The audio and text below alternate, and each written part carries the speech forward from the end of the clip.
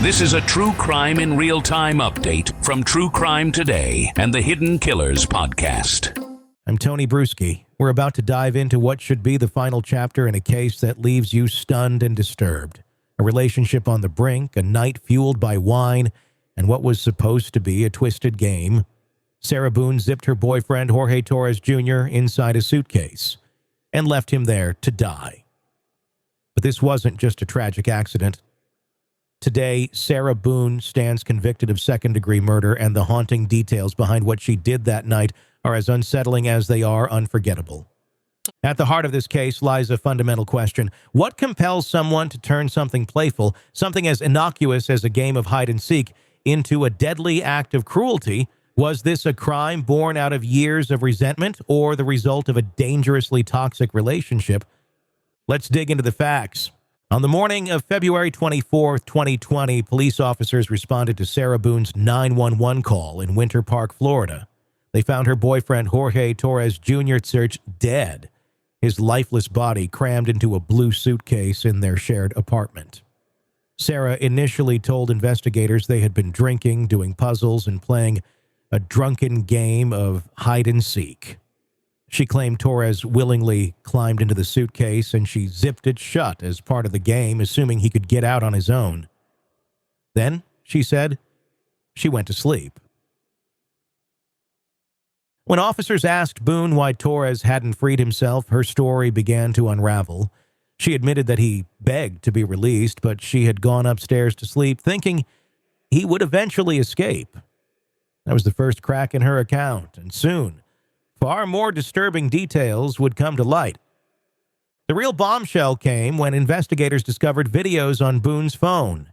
In those videos, Jorge Torres Jr. is heard frantically pleading for his life from inside the suitcase, gasping, "I can't breathe." Boone, on the other side of the camera, laughed as she taunted him. She mocked his struggles, saying, "That's what you get for cheating on me, and that's on you." At one point, Torres managed to stick a hand out of the suitcase, only for Boone to hit it with a baseball bat until he withdrew it. These videos provided prosecutors with the damning evidence they needed to prove that what happened that night was no accident. It was murder. Boone's defense team tried to counter the devastating evidence by claiming she acted out of fear.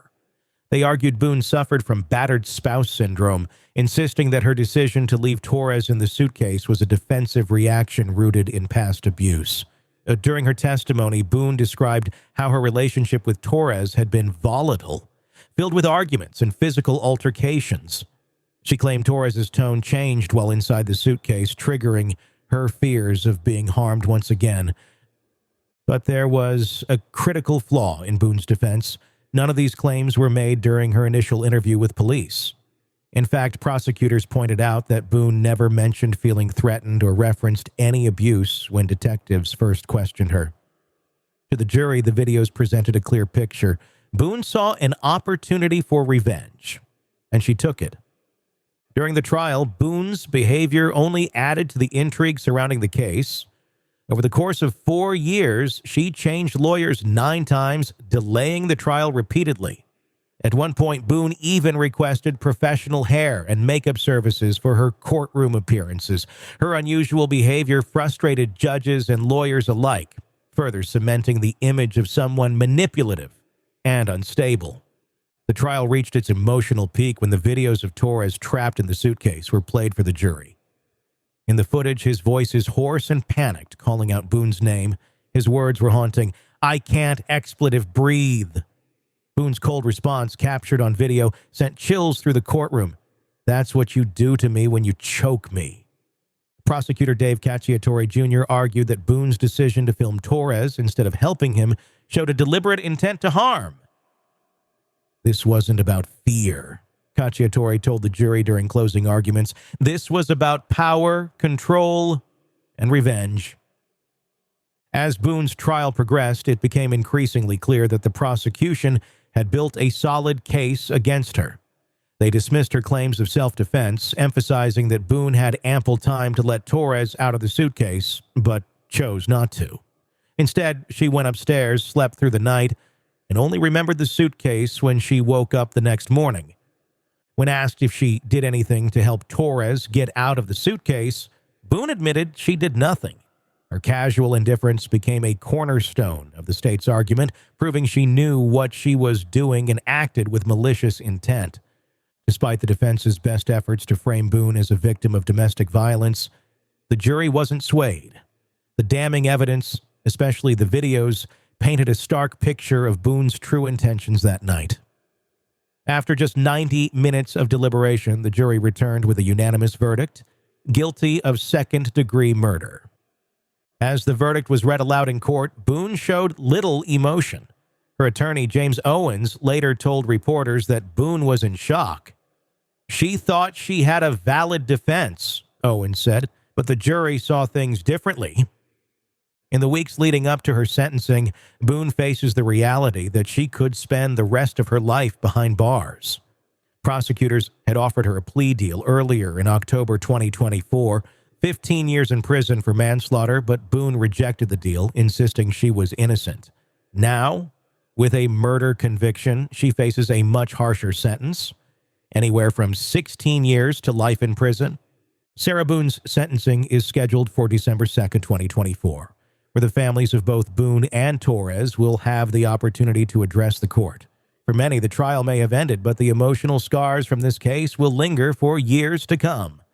In the end, this case leaves us with more questions than answers. What pushes someone to such cruelty? Was this the result of years of resentment building up in a toxic relationship, or was it an impulsive act taken too far? And perhaps the most chilling question of all, what was going through Sarah Boone's mind as she zipped up that suitcase and walked away? Let's take a step back from the harrowing details of Sarah Boone's trial and dive deeper into the dynamics that defined her relationship with Jorge Torres Jr. and how the events culminated in such a tragic outcome. This isn't just a story of a single night gone wrong. It's about the toxic elements that festered beneath the surface, a relationship that spiraled out of control, and psychological factors that played a significant role in shaping both Boone's actions and Torres's fate. Experts familiar with battered spouse syndrome, the psychological condition Boone's defense team invoked, describe it as a cycle of abuse that often leaves victims feeling trapped and powerless.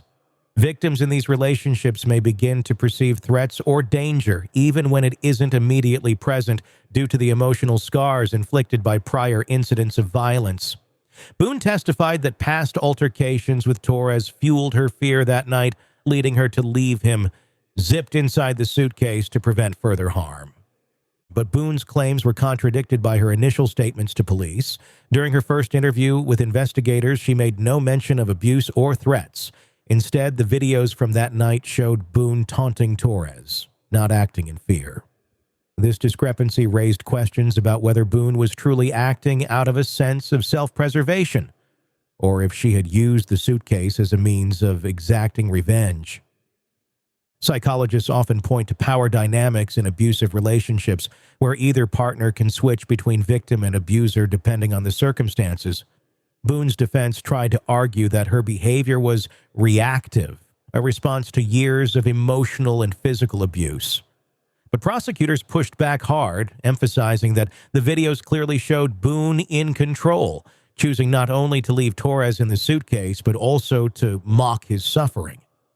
The presence of coercive control tactics, where one partner maintains dominance through fear and manipulation, became a focal point of the trial. Boone's actions that night fit the profile of someone who wasn't just reacting out of fear, but exerting control over a partner she felt had wronged her.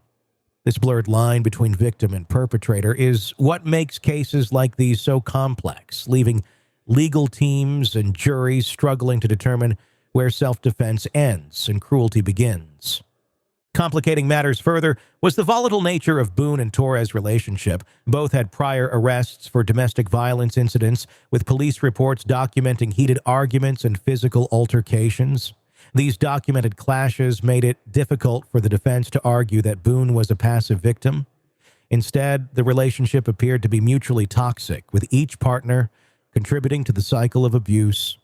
Experts on toxic relationships often highlight how partners in such situations become entangled in a web of emotional dependency and resentment. These relationships can escalate quickly, with small disagreements triggering explosive confrontations. The night Torres climbed into the suitcase was no exception. What started as a seemingly lighthearted game took a dark turn once the couple's underlying tensions resurfaced. The behavior Boone exhibited in court also raised eyebrows. Her decision to change lawyers 9 times frustrated the legal process, delaying the trial for years.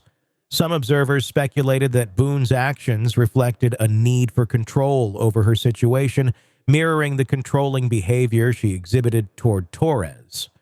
At one point, Boone even requested professional hair and makeup services for the trial, an unusual and highly publicized move that further alienated her from the court of public opinion.